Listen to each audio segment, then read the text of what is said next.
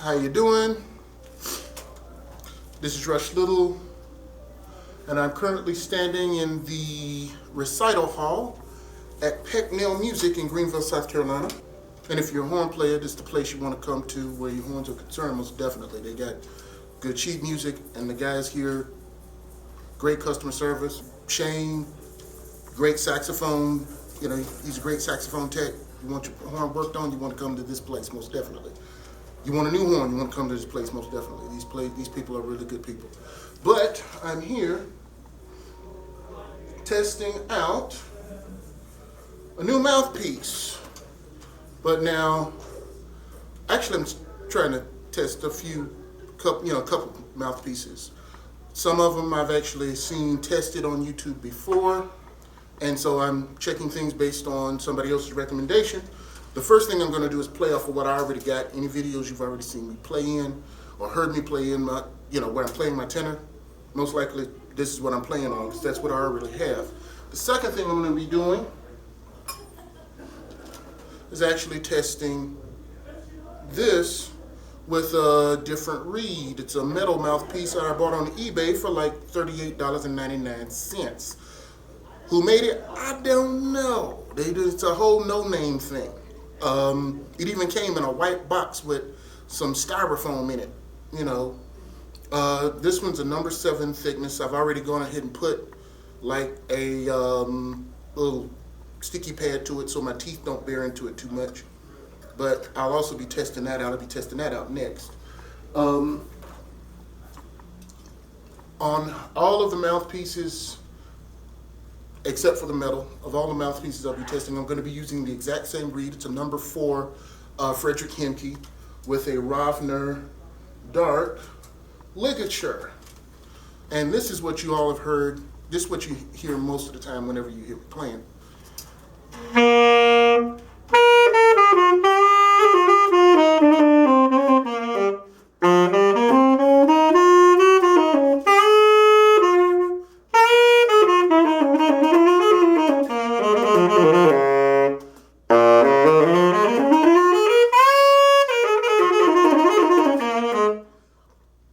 That's what I normally sound like.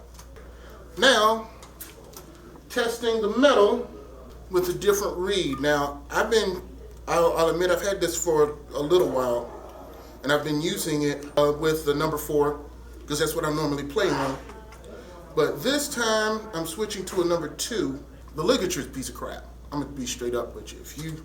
If you end up buying this mouthpiece, see if you can find a ligature for it that's gonna be better quality than this. This ligature's a piece of crap. But everything else, basically when I played on it, it felt like as if it was taking up a lot of my air. So I'm trying it with a different mouthpiece. I'm trying it with a different reed to see if this will be a mouthpiece I will continue to play on or if it will end up being a paperweight. Ooh.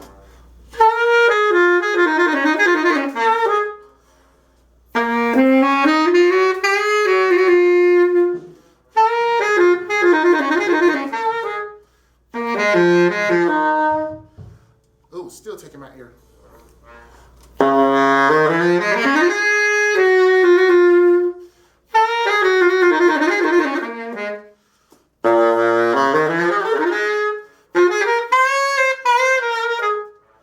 Let's see if I can take in my mouthpiece.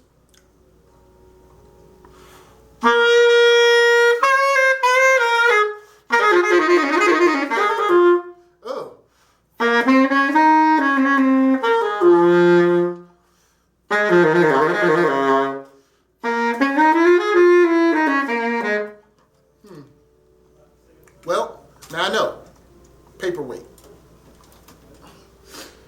Oh, now the first reed, the first mouthpiece I'm actually going to be trying out is a Rico A5 graphenite. I heard a lot of good things about the Rico, so I'm trying out the Ricos. Ooh, this one's a Rico Royal.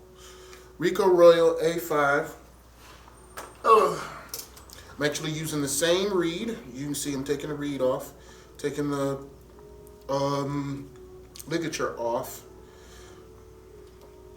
And this is actually Actually very interesting at the top. Now, the one that I normally play on is an accent. I'm going to bring this close up so you can see it. I don't know if you can see this in focus, but the accent that I normally play on is smooth right here, but this right here actually has sort of a bevel here at the tip. So that's going to, let's see what that ends up sounding like. That's going to be kind of interesting for me. Mouthpiece, reed.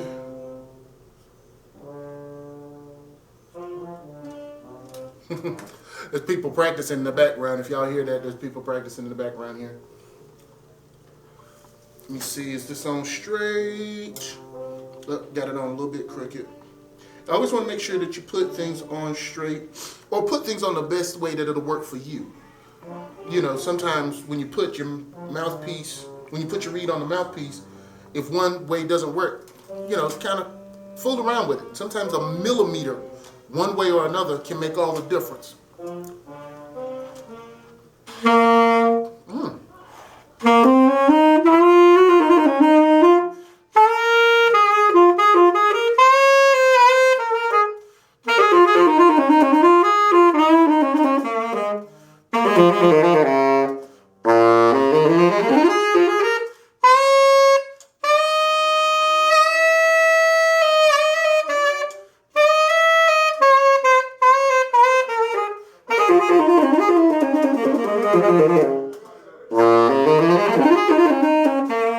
Solid. I like that, but that doesn't mean I'm not going to test out the other ones. But man, that was solid.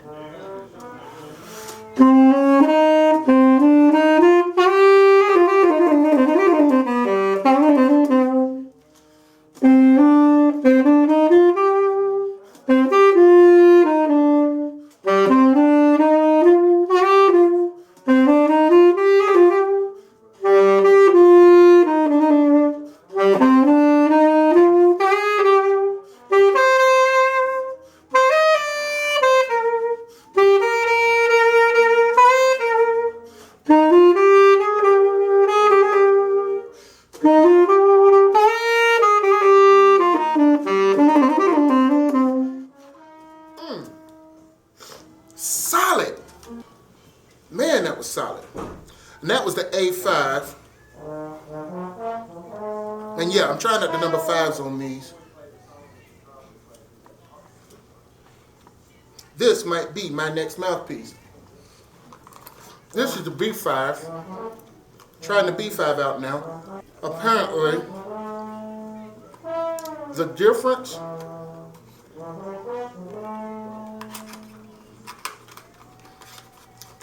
in the numbers. Now I'm trying the number 5, which is a medium open, you know, for medium stringed reeds.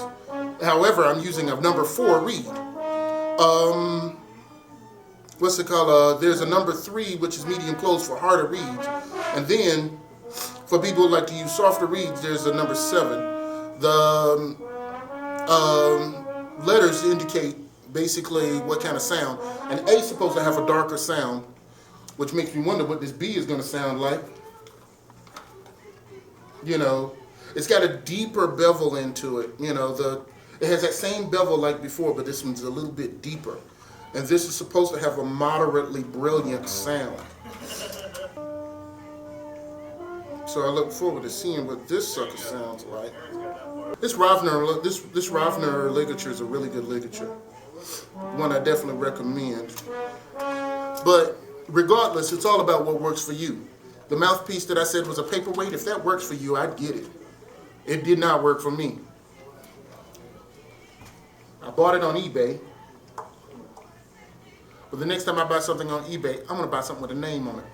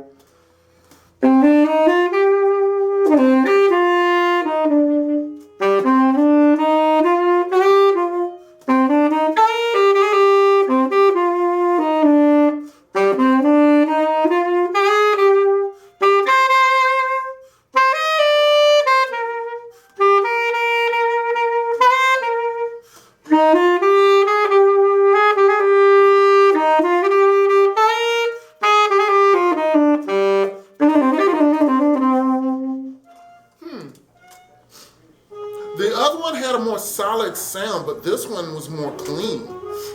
You know, it was like the difference between the two is almost like, how can I put it?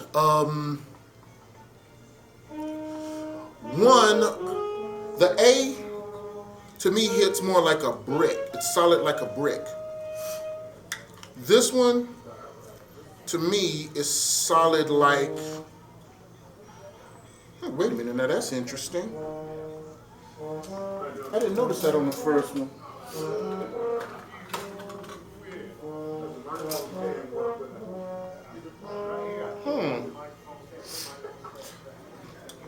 This also has little grooves along the side where the reed goes. That's different. Or at least it's different to me. It's something I've never seen. And the B is slightly higher than the A from the looks of it, which gives it a cleaner sound. You know, one is solid like a brick, while the other one's solid like a plate, you know. Oh, solid like glass. Okay. This is gonna be a hard choice. Wish my wife was in here. Ah.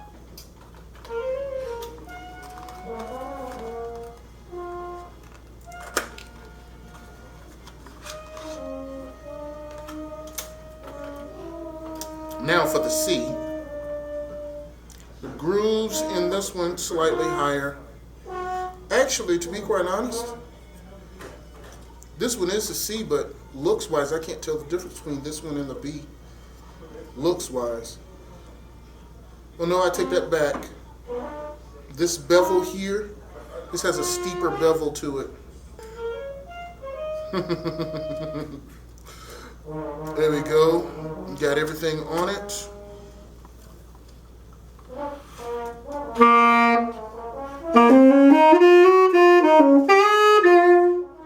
This sounds almost like my accent, with a louder, fuller tone to it. It sounds like a fuller accent, kind of like an edge to it. This is hard like a knife.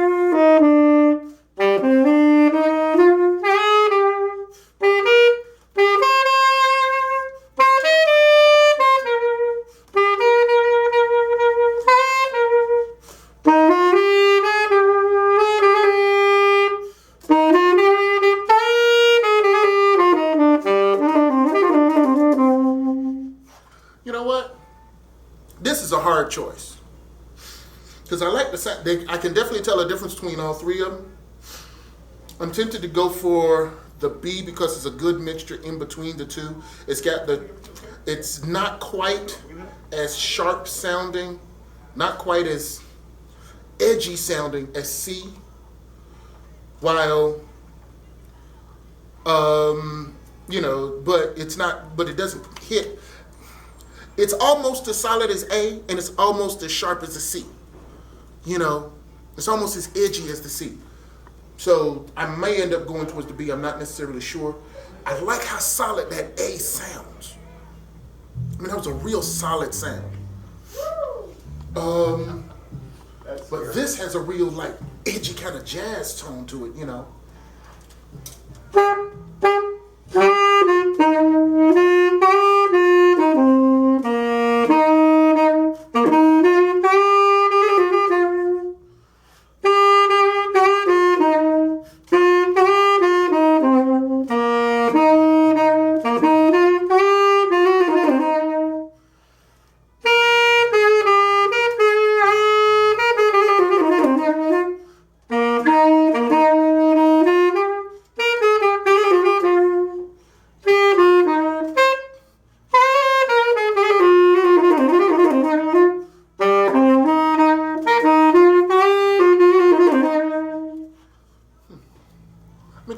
little bit more mouthpiece in.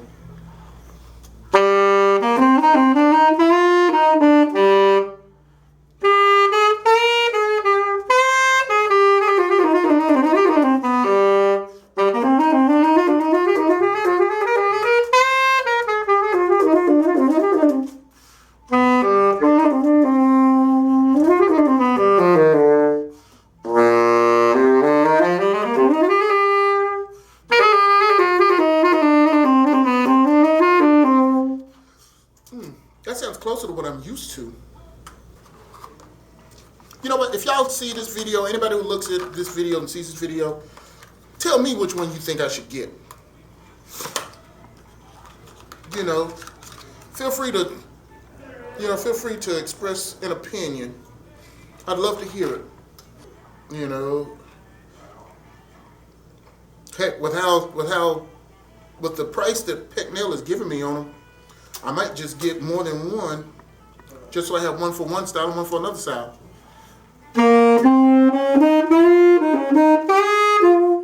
And it doesn't take my air. This is great. It does not take up so much of my air.